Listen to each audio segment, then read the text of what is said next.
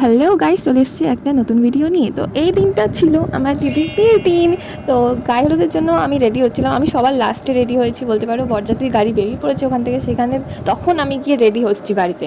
তো এখানে তোমরা দেখতেই পাচ্ছ আমি কত তাড়াহুড়ো করে রেডি হওয়ার চেষ্টা করছি, কারণ বাইরে বরযাত্রী আসার সময় হয়ে গেছিলো আর সবাই বাইরে চলে গেছিলো তাদেরকে আপ্যায়ন করার জন্য। তো এখানে আমি রেডি হয়ে যাওয়ার পর আমার দিদির গায়ে হলুদের অনুষ্ঠানের ওপরে চলে এসেছি।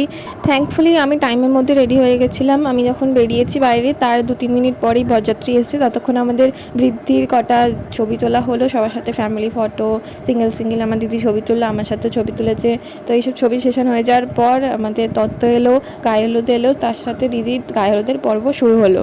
তো এখানে আমি অনেক ক্লিপসই অ্যাড করিনি, তোমরা দেখতেই পাচ্ছ। আমি বরযাত্রী আসার ক্লিপসটাও অ্যাড করিনি, ওদের তত্ত্ব দেয়া এইসবের ক্লিপসও অ্যাড করিনি, কারণ ওইগুলো হচ্ছিলো একটা অন্য জায়গায় আর আমি ছিলাম একটা অন্য জায়গায়। আমি জানি আমি বেশি রেকর্ড করার সুযোগ পাইনি, কিন্তু যতটা পেরেছি আমি ততটা তোমাদের দেখানোর চেষ্টা করছি। প্রতিটা দায়িত্ব আমার আর আমার মায়ের ওপর ছিল, কারণ আমি জানি যে আমার মা ভুলে গেলেও আমাকে সেই দায়িত্বটা পালন করতে হবে আমার দিদির জন্য। আমার দিদির দিনটা যাতে স্পেশাল যায়, কোনো জিনিসে যেন ত্রুটি না হয়, সেই জিনিসটা দেখার দায়িত্ব আমার ছিল। আর আমি চাইছিলাম যে সেই দায়িত্বটা আমি একদম নিখুঁতভাবে পালন করি। আমি জানি না কতটা কি পেরেছি, কিন্তু আমি চেষ্টা করেছি যতটা সম্ভব তার চেয়ে অনেক বেশি দায়িত্ব পালন করা। তো আমরা চলে এসেছি আমাদের বাড়ি থেকে 5 মিনিটের ওয়াকিং ডিস্টেন্সের এই পুকুর ধারটা। এটাকে আমরা বড় পুকুর ধার বলি। ছোটো থেকে সাঁতার কাটা থেকে শুরু, ইতু পুজোর ভাসান, প্রত্যেকটা শুভ কাজে আমরা এই পুকুরটাই ব্যবহার করে থাকি। তো দেখতেই পাচ্ছি পুকুরটা কতটা বড়।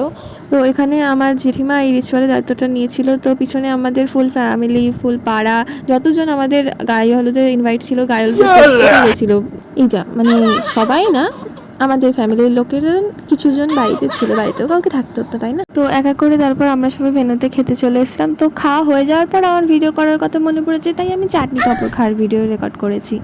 তারপর বাড়ি এসে দেখলাম দিদির মেকআপ আর্টিস্ট চলে এসেছে। দিদিকে বসিয়ে মেকআপ আর্টিস্টের কাছে দিদির শাড়ি গয়না দিদিকে সব দিয়ে তারপর আমি যখন ঘরে ঢুকছি দেখছি আমার মেকআপ আর্টিস্টে চলে এসেছে। তাই আমরা মেকআপ করলাম, মেকআপ করে টোরে দিদি আমার একটু আগে গেছে ভেন্যুতে, তারপরই আমি ভেন্যুতে গেছি। আমার অনেকটাই দেরি হয়ে গেছে, তখন অনেক গেস্ট চলে এসেছিলো যখন আমি পৌঁছেছি। আমি ঢোকার কিছুক্ষণ আগেই বরের গাড়ি ভেন্যুর সামনে এসে দাঁড়িয়েছিল, সেই জন্য রাস্তায় একটু জ্যাম লেগে গেছিলো, যেহেতু এটা একটা মেন রোডের ওপর ভেন্যুটা। তো বর ঢোকার কিছুক্ষণ পরেই আমি ঢুকতে পেরেছি। ঢুকেই অতগুলো গেস্ট এসে গেছিলো, আমি সবাইকে অ্যাটেন্ড করছিলাম, আমার দিদিকে অ্যাটেন্ড করছিলাম। আমার দিদি অনেকক্ষণ ধরে একা একা অ্যাটেন্ড করছিল গেস্টদেরকে, কারণ আমার মা ওপরে আশীর্বাদের দিকটায় ছিল আর আমার বাবা খাবার দাবার সবাই ঠিকঠাক পাচ্ছে কিনা, সেই আপ্যায়নটা করছে কিনা সেটা দেখার জন্য আমার বাবা ছিল।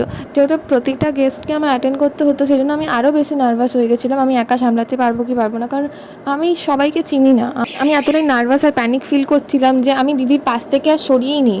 আমি চেয়েছিলাম প্রত্যেকটা গেস্ট যেন ঠিকঠাকভাবে আপ্যায়ন পায়, প্রতিটা যেন রিচুয়াল ঠিকঠাক হয়। সেজন্য আমার মা, আমার বাবা যতটা সম্ভব ততটা চেষ্টা করেছে দিনটাকে সুন্দর করে তোলার জন্য। তো এখানে আস্তে আস্তে সব রিচুয়াল পালন হলো, মালা বদল হলো, 7 পাকে ঘোরা হলো। আমার ভাই এখানে দিদির হাতে খই দিয়ে দিচ্ছে। তো এই ভিডিওগুলো কোনোটাই আমি নিজে তুলিনি, আমার দিদি আর বোনেদের থেকে এগুলো জোগাড় করা। তো সিঁদুরদানটাও আমি ভিডিওতেই ফার্স্ট দেখলাম, কারণ আমি যখন বসেছিলাম তখন সিঁদুরদানটা হয়ে গেছিলো সেই মুহূর্তে। তো এইভাবেই একটা সুন্দর দিনের সুন্দরভাবে সমাপ্তি হলো। এরপর আমার কটা ছবি তোলার কথা মনে পড়লো, তাই আমার দাদারা আমাকে ছবি তুলে দিচ্ছে। তো এই ভিডিও এতটা পর্যন্তই রাখলাম। চ্যানেলটিকে ভালো লাগলে লাইক আর সাবস্ক্রাইব করতে ভুলবেন না। Tata, bye bye.